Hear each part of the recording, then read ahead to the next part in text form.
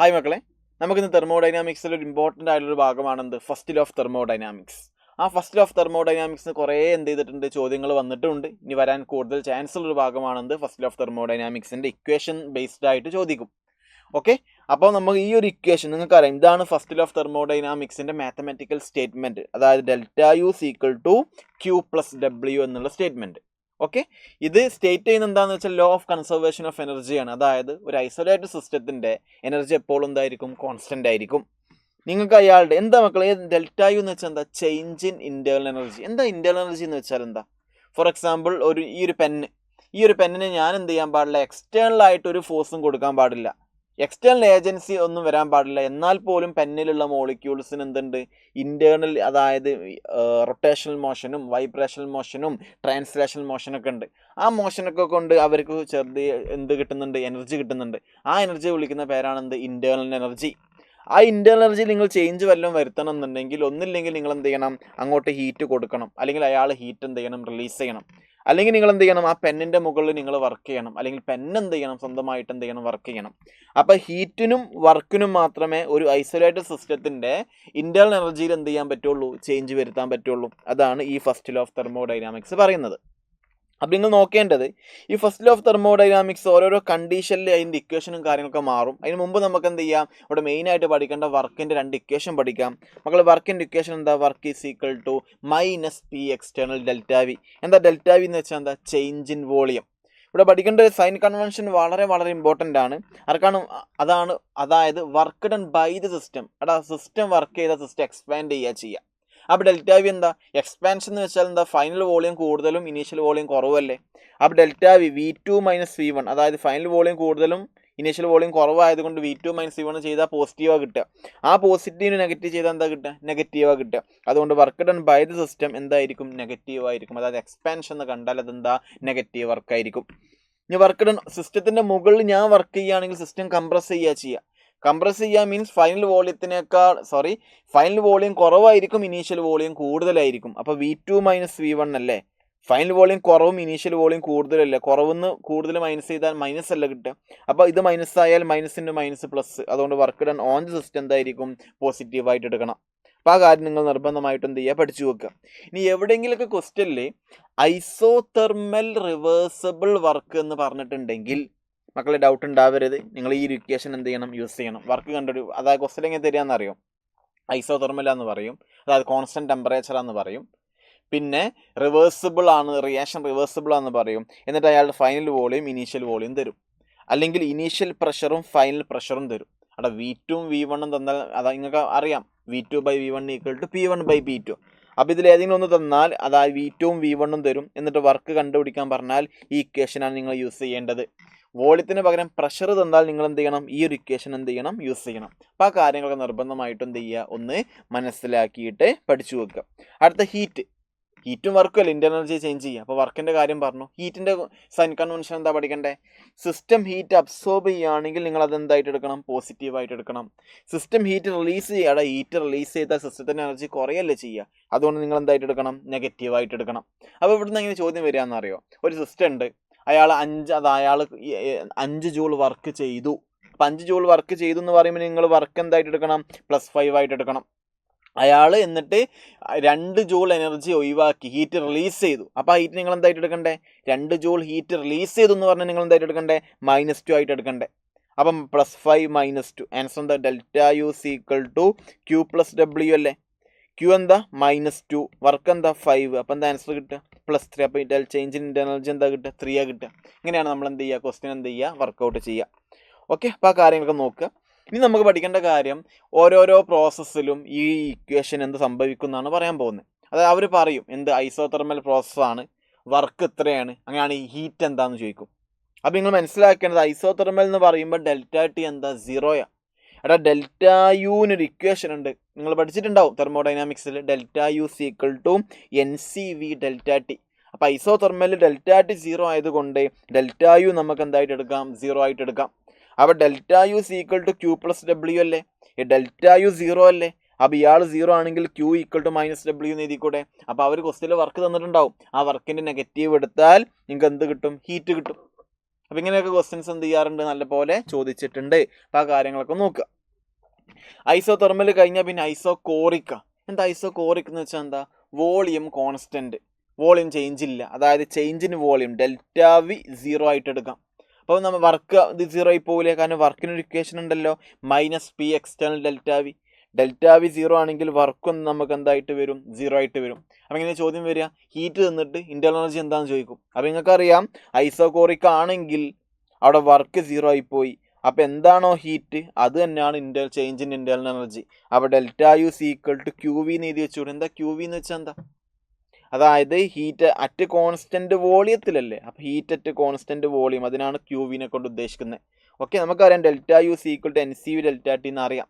അപ്പോൾ ഈ ഇക്വേഷൻ നിർബന്ധമായിട്ടും പഠിക്കുക. Delta U equal to heat at constant volume എന്ന് പഠിച്ചു വെക്കുക, നിർബന്ധ. സ്റ്റേറ്റ്മെന്റ് വൈസ് ചോദിക്കാം, delta U equal to heat at constant volume എന്ന് പഠിച്ചു വെക്കുക. ഓക്കെ, അപ്പോൾ ആ കാര്യം നിർബന്ധമായിട്ടും നിങ്ങൾ എന്ത് ചെയ്യണം, ഒന്ന് നോക്കി വെക്കണം കേട്ടോ. അടുത്തത് അഡയബാറ്റിക് പ്രോസസ്സിൻ്റെ കാര്യമാണ് പറയുന്നത്.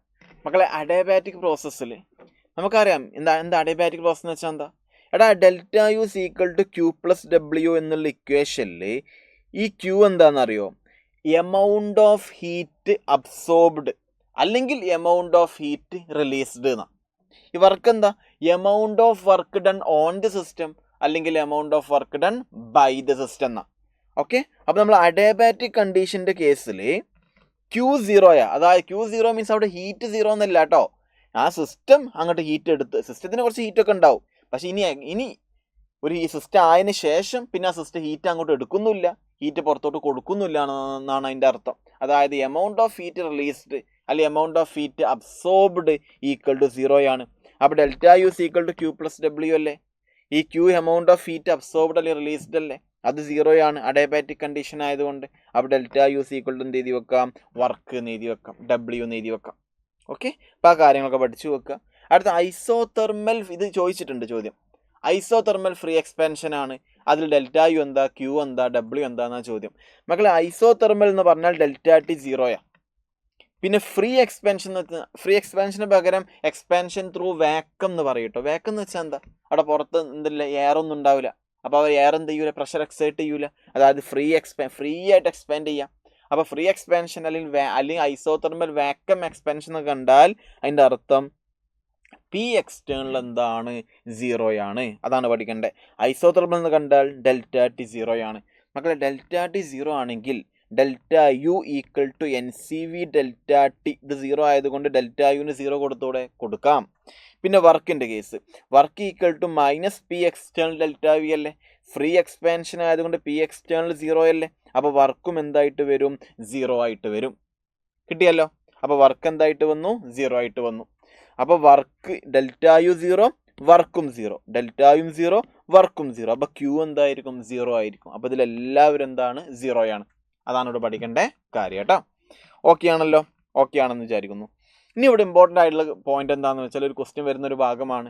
4 ഗ്രാഫ് തന്നിട്ട് പ്രഷർ വോളിയം ഗ്രാഫ് തന്നിട്ട് ഇതിൽ ആരാണ് കൂടുതൽ വർക്ക് ഡൺ എന്ന് ചെയ്തെന്ന് ചോദിക്കുമ്പോൾ നിങ്ങൾ എന്താ ചെയ്യേണ്ടത്, work done equal to area under the P V graph. Pressure volume ഗ്രാഫിൻ്റെ ഏരിയ നോക്കുക, ആർക്കാണോ ഏരിയ കൂടുതലുള്ളത് അയാളുടെ വർക്ക് ആയിരിക്കും കൂടുതലുണ്ടാവുക.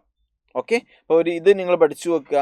ഐസോബാറിക് എന്ന് വെച്ചാൽ പ്രഷർ കോൺസ്റ്റൻ്റാ, വോളിയം എത്ര ചേഞ്ച് ചെയ്താലും പ്രഷറിൽ എന്ത് വരൂല, മാറ്റം വരൂല. അതാണെന്ത്, ഐസോബാറിക്. ഇത് ഐസോതെർമൽ, ഇത് അഡയബാറ്റിക്, ഇത് ഐസോകോറിക്. മക്കളെ, ഇതിൽ ഏരിയ അണ്ടർ ദി ഗ്രാഫ് ഏറ്റവും കൂടുതലായിരിക്കാം ഐസോബാറിക്കിനല്ലേ, പിന്നെ ആയിരിക്കാം ഐസോതെർമലിനല്ലേ, പിന്നെ ആയിരിക്കാം അഡയബാറ്റിക്കിനല്ലേ. ഐസോകോറിക് എന്ന് വെച്ചാൽ ഇതല്ലേ, ഏരിയ എന്താ, 0 അപ്പോൾ ഏറ്റവും വർക്ക് ഡൺ ഏതാ, ഐസോബാറിക്, പിന്നെ ഐസോതെർമൽ, പിന്നെ അഡയബാറ്റിക്, പിന്നെയാണ് ആര് വരിക, ഐസോകോറിക്കിൻ്റെ വർക്ക് 0. ഓക്കെ, അപ്പോൾ ആ കാര്യവും നിങ്ങൾ ഈ ഗ്രാഫിലൂടെ എന്ത് ചെയ്യണം, ഒന്ന് മനസ്സിലാക്കി പഠിച്ചു വെക്കണം കേട്ടോ, നിർബന്ധമായിട്ടും നോക്കണം. ഇനി നിങ്ങൾ പഠിക്കേണ്ട മറ്റൊരു ഇമ്പോർട്ടൻ്റ് ആയിട്ടുള്ള ക്വസ്റ്റ്യൻ വരുന്ന ഒരു ഭാഗമാണെന്ത്, എൻതാൽപ്പി. എന്താ എൻതാൽപ്പി എന്ന് വെച്ചാൽ, എൻതാൽപ്പി എന്ന് വെച്ചാൽ അയാളുടെ ഇന്റേണൽ എനർജി, അതിനൊരു മെയിൻ ഇക്വേഷൻ എന്താണെന്ന് വെച്ചാൽ delta H equal to U plus P V എന്നാണ്. എന്താ, ഈ പി വിക്ക് പകരമാണ് പിന്നെ എൻ ആർ ടിയുടെ കൊടുത്തത് കേട്ടോ. എന്താ യു എന്ന് വെച്ചാൽ എന്താ, ഇന്റേണൽ എനർജിയാണ്. പി വി എന്ന് വെച്ചാൽ എന്താ, എൻ്റെ ഒരു ഈ പെന്നുണ്ട്, ആ പെന്നിൻ്റെ ഇന്റേണൽ എനർജിയും ആ പെന്ന് ഉണ്ടാക്കാൻ ഞാൻ കുറച്ച് വർക്ക് ചെയ്തിട്ടുണ്ടാവില്ലേ, അതും കൂടി കൂട്ടിയിട്ട് കിട്ടുന്ന ടോട്ടൽ എനർജിയെ വിളിക്കുന്ന പേരാണ് എന്ത്? എൻതാൽപ്പി. അതായത് ഒരു സിസ്റ്റത്തിൻ്റെ എനർജിയും ആ സിസ്റ്റം ഉണ്ടാക്കാൻ കുറച്ച് വർക്ക് ചെയ്തിട്ടുണ്ടാവും. Work is form of energy തന്നെയാണ്. അപ്പോൾ ഒരു സിസ്റ്റത്തിൻ്റെ എനർജിയും അങ്ങനത്തെ ഒരു സിസ്റ്റം എസ്റ്റാബ്ലിഷ് ചെയ്യാൻ വേണ്ട എനർജിയും കൂട്ടിയിട്ട് കിട്ടുന്ന ടോട്ടൽ എനർജിയെ വിളിക്കുന്ന പേരാണെന്ത്? എൻതാൽപ്പി. അപ്പോൾ enthalpy is equal delta U plus അങ്ങനത്തെ സിസ്റ്റം ഉണ്ടാക്കാൻ ചെയ്ത വർക്ക്, അതായത് പി വിക്ക് പകരമാണ് NRT എന്നിവിടെ കൊടുത്തത്. അപ്പോൾ ഇത് വളരെ ഇമ്പോർട്ടൻ്റ് ആണ്. ചോദ്യം എങ്ങനെ വരികയെന്നറിയോ? ഒരു റിയാക്ഷൻ തരും, ആ റിയാക്ഷൻ്റെ എൻതാൽപ്പി ഓഫ് റിയാക്ഷൻ തരും, എന്നിട്ട് ഡെൽറ്റ യു ചോദിക്കും. അല്ലെങ്കിൽ ഒരു റിയാക്ഷൻ തന്നിട്ട് ഡെൽറ്റ യു തരും, എന്നിട്ട് അതിൻ്റെ എൻതാൽപ്പി ചോദിക്കും. അപ്പോൾ നിങ്ങൾ ഈ ഇക്വേഷൻ നിർബന്ധമായിട്ടും എന്ത് ചെയ്യണം? പഠിച്ചു വെക്കണം. അപ്പോൾ ഇതിൻ്റെ നോക്കിക്കോ, ഓരോ ടേമും പറയാം. ഡെൽറ്റ എച്ച് ചിലപ്പം ക്വസ്റ്റ്യനിൽ തരും, എന്നിട്ട് ഇതിൻ്റെ ഇൻറ്റേർണൽ എനർജി ചോദിക്കുകയാണെങ്കിൽ നിങ്ങൾ ചെയ്യേണ്ട കാര്യം ഈ ഇക്വേഷൻ യൂസ് ചെയ്യുക. അപ്പോൾ delta U is equal to delta H, ഇതിനിങ്ങോട്ട് കൊണ്ടുവരുമ്പോൾ minus delta NGRT. R universal gas constant ആണ്, ടി എന്താ? ടെമ്പറേച്ചർ ആണ്. ഡെൽറ്റ NG എന്താ? ഇതൊരു റിയാക്ഷൻ അല്ലേ മക്കളെ? ആ റിയാക്ഷൻസിൽ പ്രൊഡക്റ്റിൽ എത്ര ഗ്യാഷ്യസ് മോൾ ഉണ്ടോ അതേ മൈനസ് റിയാക്റ്റൻസിൽ എത്ര ഗ്യാഷ്യസ് മോൾ ഉണ്ടോ അതാണ് ഡെൽറ്റ NG. അപ്പോൾ 2A + 3B gives 2C + 4D ആണെങ്കിൽ ഡെൽറ്റ NG എന്താ? പ്രൊഡക്റ്റിൽ 2 ഗ്യാസും 2ഉം 4ഉം 6, റിയാക്റ്റൻസിൽ 2ഉം 3ഉം 5, 6 - 5 1, ആ 1 ഇവിടെ പോയി സബ്സ്റ്റിറ്റ്യൂട്ട് ചെയ്താൽ മതി. ഓക്കെ, അപ്പോൾ ആ കാര്യങ്ങൾ പഠിക്കുക. പിന്നെ നിങ്ങൾക്ക് ഈ തെർമോഡൈനാമിക്സിൽ വേണ്ട ഏറ്റവും മെയിൻ ഒരു ഭാഗമാണെന്ത്? ആറിൻ്റെ വാല്യൂ. ക്വസ്റ്റ്യൻ ചിലപ്പോൾ ജൂളിൽ കണ്ടുപിടിക്കണം എന്നുണ്ടെങ്കിൽ ആറിൻ്റെ വാല്യൂ 8.314 ഇനിയിപ്പോൾ ജൂളിന് പകരം പാസ്കൽ മീറ്റർ ക്യൂബ് ആണെങ്കിലും 8.314 ഇനിയിപ്പോൾ ലിറ്റർ ATMൽ വേണമെന്നുണ്ടെങ്കിൽ 8.21 × 10⁻². ഇനിയിപ്പോൾ കലോറിയിൽ വേണമെന്നുണ്ടെങ്കിൽ 2 കലോറിയാണ്. ഇനി കിലോ കലോറി ആണെങ്കിൽ അറിയാം അല്ലേ, കലോറിന് കിലോയിലോട്ടെങ്കിൽ മാറ്റുക × 10⁻³ ചെയ്താൽ മതി. അല്ലെങ്കിൽ ജൂളിന് ഇനി കിലോ ജൂളിലോട്ട് മാറണമെന്നുണ്ടെങ്കിൽ 10⁻³ ചെയ്താൽ മതി. അപ്പോൾ ആ കാര്യങ്ങളൊക്കെ എന്ത് ചെയ്യണം? നിങ്ങൾ മസ്റ്റായിട്ട് എന്ത് ചെയ്യുക? പഠിച്ചു വെക്കുക. അപ്പോൾ ഫസ്റ്റ് ലോ ഓഫ് തെർമോഡൈനാമിക്സ് ഇത്രയും കാര്യങ്ങൾ നിങ്ങൾ നോക്കുകയാണെങ്കിൽ തന്നെ ഏകദേശമൊക്കെ നമുക്ക് ക്വസ്റ്റ്യൻ ചെയ്യാൻ പറ്റും. ആറിൻ്റെ വാല്യൂസും കാര്യങ്ങളും പഠിക്കുക, ഈ റിലേഷൻസ് നിർബന്ധമായിട്ടും പഠിക്കുക. ഓരോരോ കണ്ടീഷനിലും ആ ഫസ്റ്റ് ലോ ഓഫ് തെർമോഡൈനാമിക്സിന് വരുന്ന ചേഞ്ചും കാര്യങ്ങളൊക്കെ മനസ്സിലാക്കി വെക്കുക. സൈൻ കൺവെൻഷന് പഠിച്ചു വെക്കുക. അങ്ങനെ നല്ലപോലെ പഠിക്കുകയാണെങ്കിൽ തന്നെ ഏറെക്കുറെയൊക്കെ നമുക്ക് ക്വസ്റ്റ്യൻസ് എന്ത് ചെയ്യാൻ പറ്റും. നമുക്ക് അടുത്തൊരു വീഡിയോയിൽ വേറെ സെക്ഷനായിട്ട് കാണാം. അപ്പോൾ നമുക്ക് അടുത്ത വീഡിയോയിൽ വേറെ ഒന്ന് കാണാം. ടാറ്റ ബൈ.